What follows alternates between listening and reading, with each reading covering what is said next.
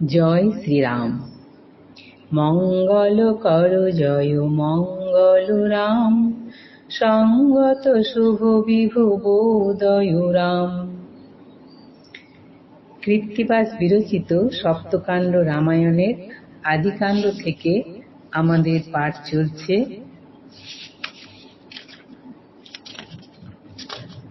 শ্রীরাম কর্তৃক হরধনু ভঙ্গ এবং শ্রীরাম, লক্ষ্মণ, ভরত ও শত্রুঘ্নের বিবাহ। এর আগের দিন পর্যন্ত আমরা এখান থেকে 4 দিন অল্প অল্প অংশ করে পাঠ করেছি। আজ পঞ্চম দিন পাঠ হবে। আগের দিন আমরা পাঠ করেছি বিশ্বামিত্র মুনি মিথিলা নগর থেকে শ্রীরামচন্দ্রের বিবাহের সংবাদ নিয়ে পৌঁছলেন অযোধ্যা নগরীতে। সেখানে তাকে দেখে সকলেই আনন্দিত এবং জনক রাজা যে বিবাহের প্রস্তাব দিয়েছেন সেই খবরটি বিশ্বামিত্র মুনি অযোধ্যা নগরীতে সকলকে জানালেন এবং বললেন, আপনারা সকলে মিলে ভরত শত্রুঘ্নকে নিয়ে অযোধ্যায় এই জনকপুরীতে আগমন করি, মিথিলা নগরীতে আমরা আগমন করব। সেই মতোই তারা মিথিলা নগরীতে পৌঁছল এবং উভয় রাজার মধ্যে, জনক রাজা এবং রাজা দশরথ উভয় রাজার মধ্যে শিষ্টাচার সম্ভাষণ সম্পূর্ণ হলো। তারপরে আজকের পাঠ।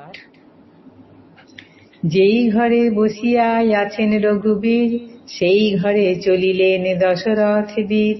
পিতার আদেশ পেয়ে হইয়া বাহির, পিতৃপদোদয় বন্দিলেন রঘুবীর।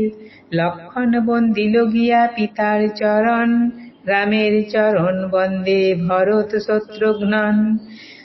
লক্ষণ বন্দিল গিয়া ভরতে তখন, শত্রুঘ্ন আসিয়া বন্দে সোদর লক্ষণ। চারি ভ্রাতা পরস্পরে করে আলিঙ্গন, সুখে পুলকিত অঙ্গ অজির নন্দন। ঘাটেতে নামিল কেহ, কেহ নামে মাঠে, কেহ পাক করি খায় সরোবর তটে। খাও খাও লও লও এই মাত্র শুনি, অন্ন ব্যঞ্জনেতে পূর্ণ হইল মেদিনী। বশিষ্ঠ মুনি গেলেন জনকের ঘর, সভায় বসে আছে জনক নৃপবর। বশিষ্ঠে দেখিয়া রাজা করে অভ্যর্থন, পাদ্য অর্ঘ্য দিল আর বসিতে আসন। কহিতে লাগিল রাজা জনক তখন, সীতার বিবাহ লগ্ন কর নিরূপণ। বশিষ্ঠ সভার মধ্যে জ্যোতিষ মেলিল, পুনর্বসু কর্কটেতে কন্যা লগ্ন হইল।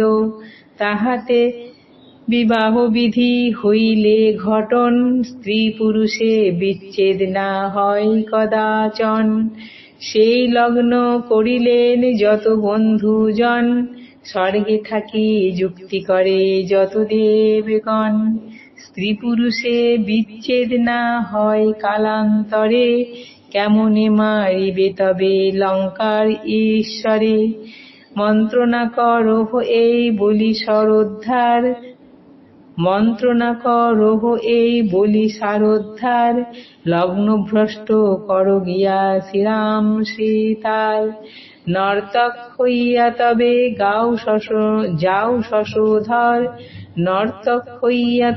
যাও শশধর, নৃত্য করো গিয়া তুমি জনকের ঘর। তব নৃত্য দেখিলে ভুলিবে সর্বজন, অতীত হইবে তবে কর্কট লগন। শুভ লগ্ন করিয়া বশিষ্ঠ মুনিবর, সংবাদ দিলেন গিয়া নৃপতি গোচর। আনন্দিত হইলেন অজির নন্দন, আয়োজন করিলেন সর্বয়াভরণ। ভারে ভারে দধি দুগ্ধ, ভারে ভারে কলা, ভারে ভারে ক্ষীর ঘৃত শর্করায় উজ্জ্বলা। সন্দেশের ভার লয়ে গেল ভারীগণ, অধিবাস করিবারে চলেন ব্রাহ্মণ।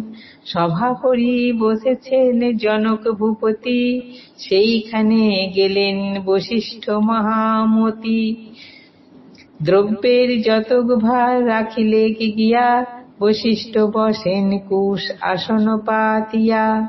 ঘট সংস্থাপন করে যেমন বিধান, উপরেতে আম্র শাখা নিচে দুর্বাধান।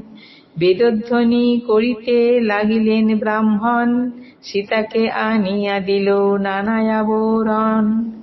সীতা দেবী বসিলেন সুবর্ণের পাটে, দেব মন্ত্রে দিল গন্ধ সীতার ললাটে। চারিজনে অধিবাস করিল তখন, বস্ত্র পরাইল আর নানা আভরণ। জলধারা দিয়া কন্যা লইবেক ঘরে, জনক ভূপতি সব দ্রব্য ব্যয় করে। অধিবাস দ্রব্য লইয়া চলিল ব্রাহ্মণে, শ্রীরামের অধিবাস করে সর্বজনে। আজ এই পর্যন্তই। জয় শ্রীরাম।